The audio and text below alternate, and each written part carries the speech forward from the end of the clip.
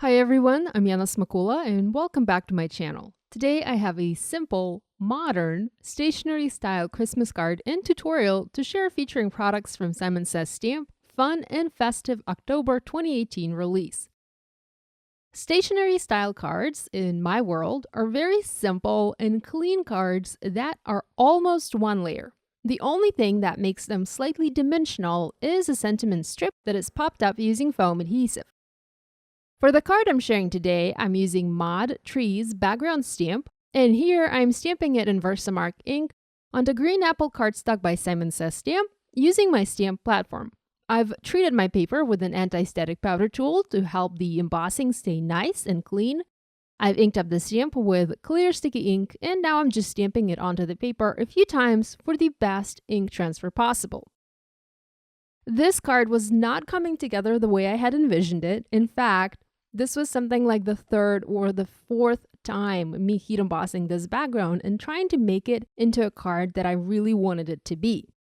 Next, I covered this with clear embossing powder and heat set it with my heat tool to melt the powder. Using clear embossing powder on green cardstock will give you a shade darker embossing, so the background will be green and the embossed images will become a shade darker green. The reason I picked green cardstock for my card today is because I wanted these trees to remain green on my finished card. I planned to ink blend the background into more of a night forest kind of background with lots of blues, but I really needed the trees to remain green. So that dictated the choice of colored cardstock for my card. Now comes the ink blending part of the process. I picked several ink colors. I didn't want my background to remain green. I wanted it to be blue or maybe blue-green at least. I'm starting with my darkest color, Navy by Hero Arts, and I'm ink blending the top of my panel very deep blue. Next, I'm transitioning to Deep Sea by Simon Says Stamp. I'm using this as my mid color, and I'm extending this further down, covering 2/3 of the panel. The last color I will be applying is High Dive, and I'm using it to cover the rest of my panel.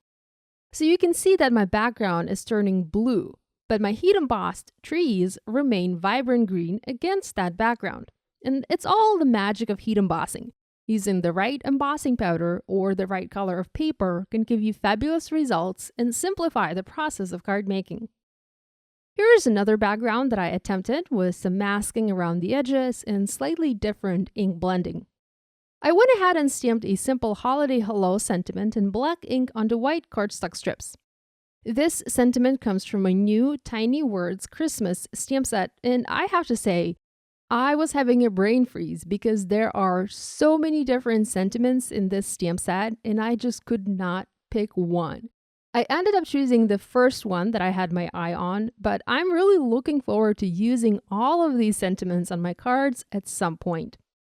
The size of these is perfect for my projects. The font is awesome. It's like the best tiny sentiment stamp set for Christmas you can ever wish for. I used thin foam adhesive and foam mounted the sentiment strips onto the background. I already had it adhered onto an A2 card base. The background is the star of the show. It's easy to make, it's not time consuming, and you have yourself a simple, modern Christmas card. Here are two more backgrounds that I tried to make. I tried various tricks and techniques here, but I didn't really like anything except for that white pen detail. So I used my white pen. This is like my most used tool in my craft corner lately. I seem to use it for every card I make. So I used it and I added a white pen highlights onto some of the trees to make it look like they have snow on them. This pen is from Sakura. I've had it for about 8 months now, and I really love it. This is the best white pen out there. This is one that I've had the least troubles with. And I'm saying the least troubles because no white pen will ever work as good as a regular pen.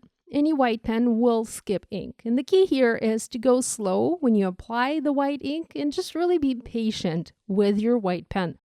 This particular pen comes in different sizes. I have the size 10 pen. There's also a size 6 and size 8 for thinner lines.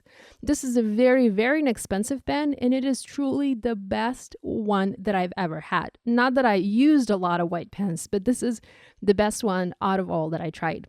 So here's a close-up of this card. Simple, modern, trendy, easy to make, and doesn't use a ton of supplies. Simon has lots of other holiday products just released. Many of them are perfect for simple card making, the kind that I love lately. So I will be sharing more inspiration using their products soon. Stay tuned. Thank you so much for watching. If you have questions, as always, leave them in the comment section below, and be sure to subscribe to my YouTube channel if you haven't yet done so. Thanks for watching. I'll see you next time. Bye.